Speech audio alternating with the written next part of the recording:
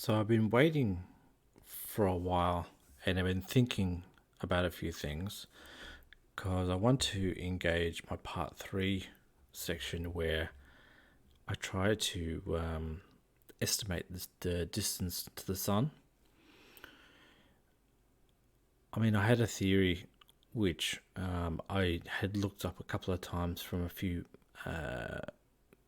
sort of sites to find out how far away the sun is. And I thought I'd give it a try. And I put it off for quite a while because I was thinking this is going to be really, really challenging. I don't know how to nail this. And I've done something. I don't really think I've nailed it, but I understand a bit more. So I figured I would get it out because it was based on some dates which were fairly recent.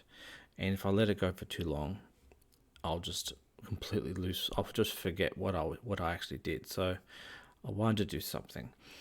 So one of the things I wanted to do was I wanted to find out a time when the moon was exactly half a moon. So half was light and half was dark. And I wanted to set it up where I had to find a place where the actual moon was going to be dead overhead. And it was pretty darn challenging because one of the things I found, well, I initially started looking in areas like over in India and like Bangkok and Bangladesh and stuff like that. Every single time I found the moon directly overhead, the sun hadn't risen yet. So it really presented a massive challenge in order to be able to indicate where the sun was when the moon was overhead these cities and the sun hadn't risen. So how do you assess things like that? And so I was chasing around everywhere. I went down to the bottom of Vietnam, to Hong Kong. I struggled. It's challenging. I even checked Honolulu, didn't work out. I even checked Panama and Mexico City. I ended up finding the best location to be able to get some results was actually in the south of Cuba. So I punched around a few locations and I found a city. Where is it? Here we go. Camagüey.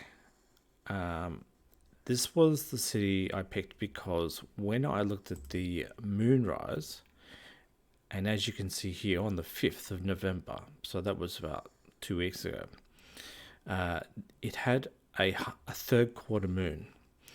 And that third quarter moon, when it reaches 8:26, as you can see on the right, so 8:26 over in this area, what happens is it goes to 90 degrees altitude and the heading is the zenith. And so that was how I had to find this particular location. So this basically means that the half moon, the three-quarter moon, was directly over the person's head in that city. So this was this Goldilocks location I was trying so desperately to find. And look, I don't know. I would like to try another one, like another day, to see if I can get one for like a first quarter, and see if I can find it on the opposite side. Because, like I said, 6 a.m. pretty much the sun is only just starting to rise in most of these locations. So it's really, really, really challenging to find something. But in this particular instance, I did find that the sun does rise at 6:16 a.m. in Camagüey in Cuba. So this one was just enough. Wasn't quite happy enough, but I mean, it was the only city which actually started to actually produce some sort of result for me. So when I reached 6:26 in the morning, the altitude is roughly 2 degrees. 2 degrees in altitude, and it was roughly about 108 east southeast. So when I went to draw it up, I thought the only way I'm going to be able to do this visually is to do it in 3D. So what I did was, at the time, I mean, I can't find the moon height right now, but at the time, it was giving me a moon height of 404,000 kilometers in height. And you'll be able to see this down this bottom quarter. If you can't see it, I'll see if I can zoom into it. But at the moment, this measurement here scales up, as you can see on the cursor right there, 404,565 kilometers high. And I pitched this particular angle at that 18 degrees off the 90. So it was, so from the vertical line, we're looking at 118 or 108 degrees. Now, I figured that I would just place it on a pad, and I would just draw out the moon height. So basically, we are imagining that the moon is that 3/4 circle, and the back side is dark and the front side is light, and it's pointing directly at the sun. That's the theory. And so I drew this dashed line up at 2 degrees. See this one here, the one I'm running the line across there, that one is up 2 degrees, and I will double check it so that everyone can see. So you get your protractor, you place it down on there, make sure it's pointing in the right direction. You click here, snap there, and it just says 2 degrees down the bottom corner. So that's the theory. Now, I'm not too 100% sure what I got for a result here, but when I shot it off, as you can see, I'm getting what looks to be. If I knock off the 226 and if I knock off the 585, it looks like 11 million kilometers. Now, I think that's a bit short. That's definitely a bit short. And I'm at the mercy of the accuracy of this particular, assessment. But I thought it was a good start. It's a good start to analyze roughly how to do this. So I'll have to keep on chasing, find better dates, but I'm not too sure. I'm not very satisfied with this result, but it's a good test of the theory to see how this could possibly work.